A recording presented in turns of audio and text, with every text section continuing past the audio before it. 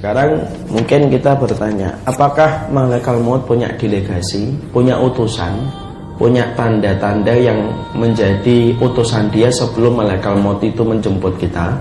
Maka sesungguhnya diterangkan bahwasanya sebelum kematian itu Allah sebenarnya sudah memberikan banyak peringatan-peringatan sebelum datangnya kematian ketika betul-betul menjemput kita.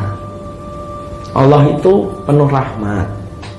Makanya ketika Allah memiliki rahmat yang sangat sempurna, maka Allah itu selalu mengirimkan peringatan sebelum malaikat maut itu nanti datang. Peringatan itu tidak bisa dirasakan kecuali orang yang hatinya bersih, sehingga dia sudah mulai merasakan tanda-tanda sebelum malaikat maut itu datang. Tentunya tanda-tanda di sini bukan tanda-tanda sebagaimana kita memahami tandanya kemudian dia sudah mau mati. Tidak, ada tanda-tanda umum yang kita merasa itu tanda biasa, padahal itu sebenarnya adalah tanda-tanda kematian. Apa saja itu? Maka sebelum kita membahas itu, mana dalilnya Ustaz bahwasanya malaikat maut sebelum datang telah mengirimkan delegasi-delegasi yang menjadi tanda bahwasanya dia sudah mulai mendekati kematian, ada peringatan. Maka kemudian disampaikan di dalam surat Fatir ayat yang ke-37, Allah menyampaikan, awalam nu'ammirkum ma yatadakkaru fihi man tadakkara wa ja'akumun nadhir.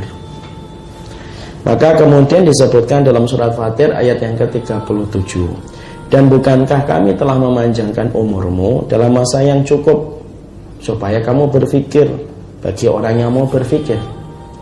Dan bukankah telah datang kepadamu pemberi peringatan? Di sini Allah menyampaikan Allah itu selalu memberikan peringatan sebelum kematian itu datang, supaya kita mengambil bekal sebelum lonceng kematian itu betul-betul datang pada kehidupan kita.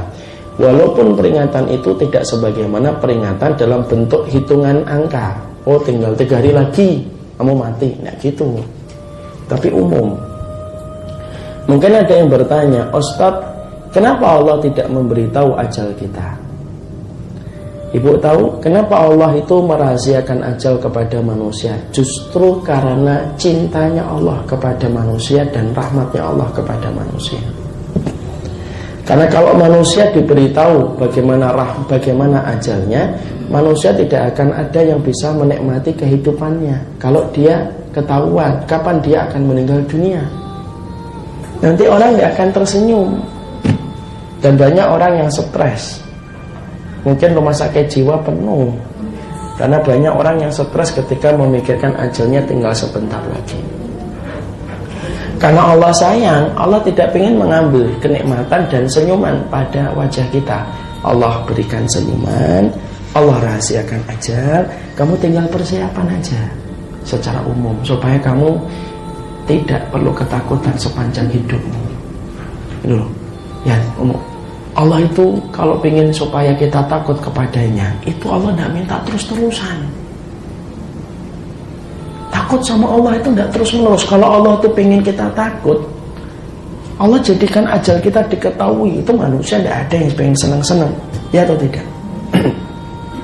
Allah itu ingin supaya kita dominasi harinya lebih banyak takut sama Allah. Itu sudah cukup untuk mendapatkan rahmatnya Allah. Karena saking rahmatnya Allah kepada kita.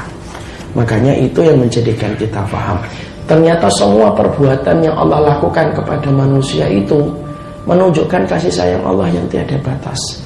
Betul kata Imam Ibnu Qayyim, kalaulah setiap manusia tahu bagaimana cara Allah itu mengatur hidupnya dia, pasti meleleh hatinya, karena dia cinta betul kepada Allah yang sempurna mengatur hidupnya dia.